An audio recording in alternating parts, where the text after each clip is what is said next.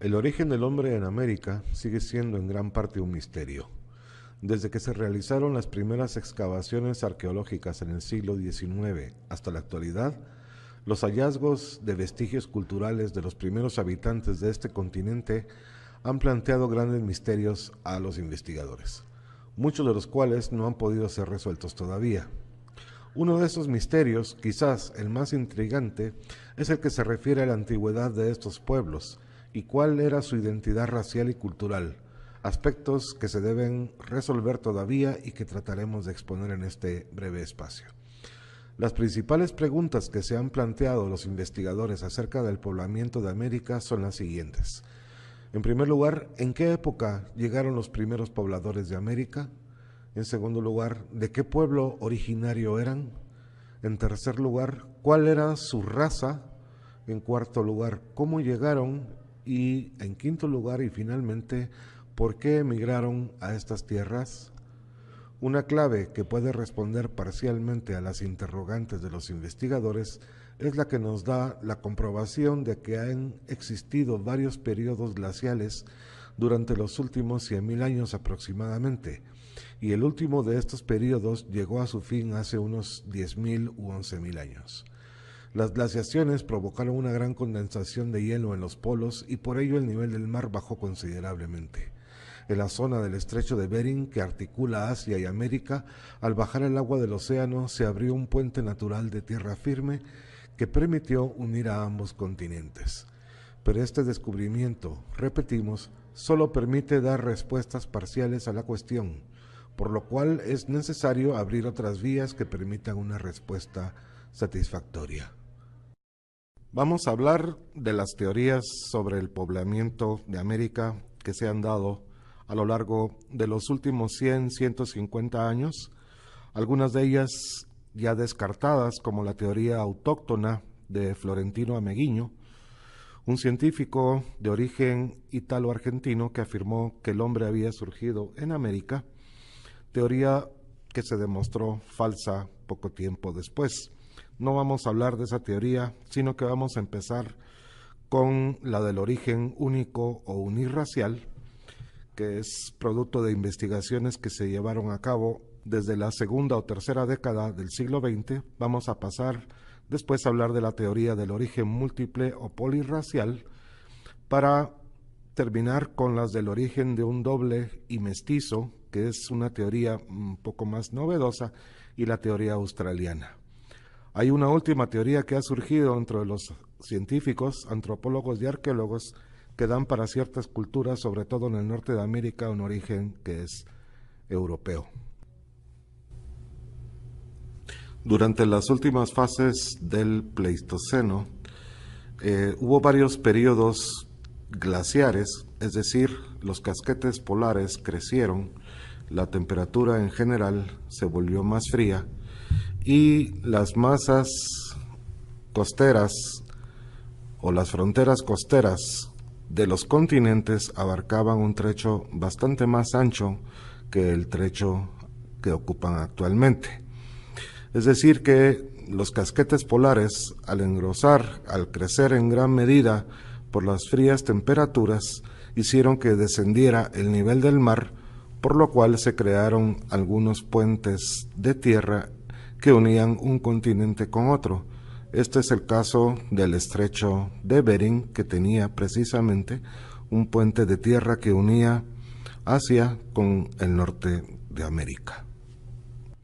La primera, la del origen único o unirracial, es una teoría que la primera persona que sospechó que este era el método o el modo de poblamiento de América antes de la llegada de los españoles fue precisamente un jesuita del siglo XVI.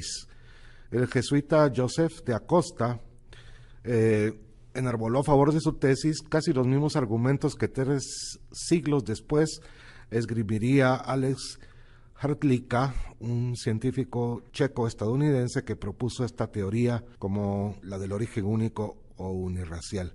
Sin embargo, no tenía nuestro jesuita Joseph de Acosta la manera científica de abordar el tema, por tanto solo se quedó como una especulación. Hrdlicka, antropólogo nacido en Checoslovaquia, que estudió y luego se nacionalizó estadounidense, afirmó alrededor de 1920 a 1930 que todos los indios americanos pertenecen a un solo tipo racial, que él llamó amerindio, porque descienden exclusivamente de los mongoles que vinieron de Asia por el estrecho de Bering en sucesivas migraciones. Hay que decir que esta teoría ha sido la más difundida, la más aceptada en muchos aspectos por la mayoría del público en general, pero sí ha demostrado que no necesariamente es válida en todo lo que corresponde.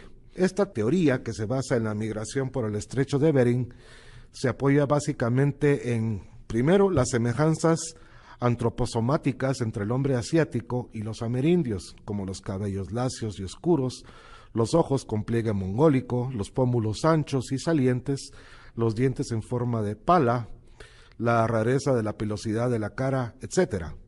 También señaló Hrdlicka la famosa mancha mongólica, una pigmentación verdosa congénita que tienen los asiáticos e indígenas americanos al nacer y que desaparece con el paso de los años. Según Hrdlicka, los indios de América, como mayas, quechuas o patagones, hay un conjunto de caracteres comunes que sugieren este origen común que él afirmaba, un origen general.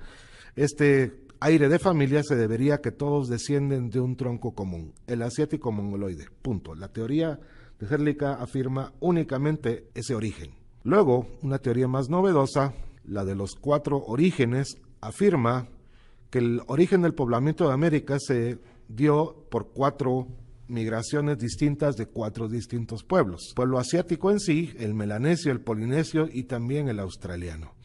Fue formulada por otro antropólogo, el francés Paul Rivet, que vivió en Colombia durante la Segunda Guerra Mundial y participó, entre otras cosas, en la fundación del Instituto Colombiano de Antropología. Rivet estudió a lo largo de toda América las culturas autóctonas y las relacionó con estos 4 fuentes de las cuales vamos a hablar a continuación. Según él, la variedad de tipos indígenas se debe a que América fue poblada por estos 4 grupos raciales que acabo de hablar hace un momento. De todas formas, la teoría de Rivet hoy por hoy es mucho más aceptada que la del origen único, de la cual acabamos de hablar hace un rato.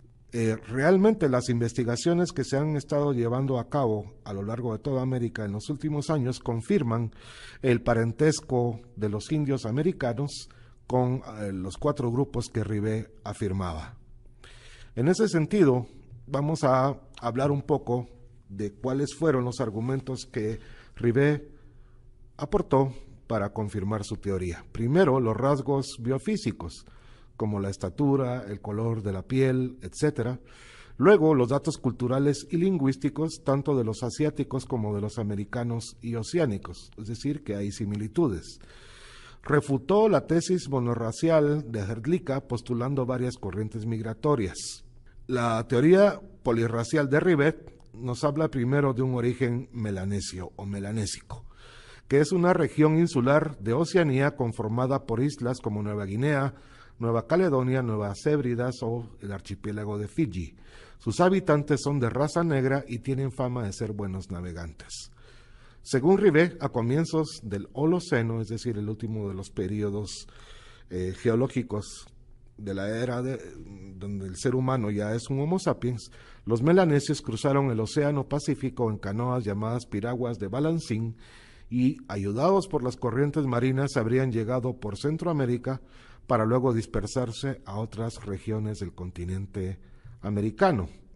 Muy interesante la teoría, porque dice que afirma que los principales argumentos para sostenerla son, primero, antropológicos, la semejanza ósea y sanguínea entre los melanesios y los hombres de la Goa Santa, por ejemplo, que es una tribu que él investigó en la selva amazónica, provienen de antiguos cazadores de hace 6.000 años.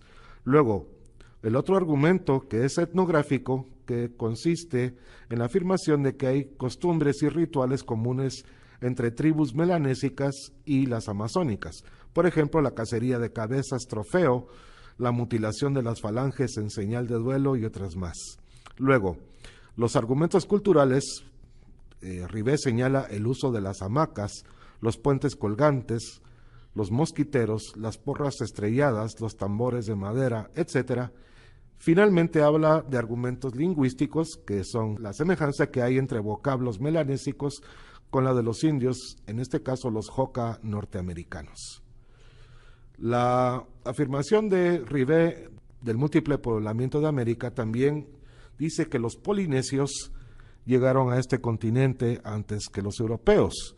Los archipiélagos de la Polinesia fueron a lo largo de varios miles de años ocupados por las tribus polinésicas originales que vivían en el sureste de Asia, llegaron hasta el oeste.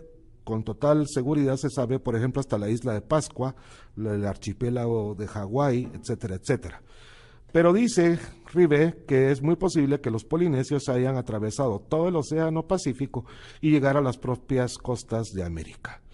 Los maorís, dentro de los grupos polinesios, habrían cruzado también el Pacífico aprovechando sus excelentes técnicas de navegación. Sin embargo, los viajes de los polinesios a América, señala Rivet, fueron en una época relativamente reciente, ya que los rasgos polinésicos de conquista en las islas del Pacífico se han venido dando, según los descubrimientos arqueológicos, de una manera progresiva, avanzando en una línea que va desde el oeste hacia el este.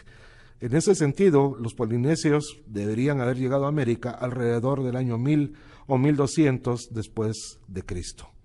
Algunas semejanzas que encontró Rivet entre los polinesios y los pueblos americanos se refieren explícitamente a algunas culturas andinas, como semejanzas lingüísticas, palabras maorís que son semejantes al quechua de Perú, como la palabra kumara, que es la palabra para designar camote, la palabra uno para describir el agua, o pucará, que significa fortaleza. En ambas lenguas se usa esos mismos vocablos. Luego hay semejanzas culturales como el uso común de la pachamanca, la taquia o palo cavador, los cultivos, los dioses y algunas propias leyendas de ambos pueblos que son bastante compartidas. Finalmente, Rivet asegura que sí hubo una migración por el estrecho de Bering, sin embargo no acepta la teoría de Herlika en todo su sentido, diciendo que es una de tantas migraciones que vino a América y que la pobló. Después Rivet nos habla de una migración de origen australiano, ese es el cuarto grupo, que fundamentó su teoría en investigaciones muy rigurosas que realizó con algunas tribus, sobre todo del sur, del cono sur de América, los indios patagones, especialmente donde encontró vestigios que los relacionaban con los cazadores recolectores australianos en un periodo muy antiguo.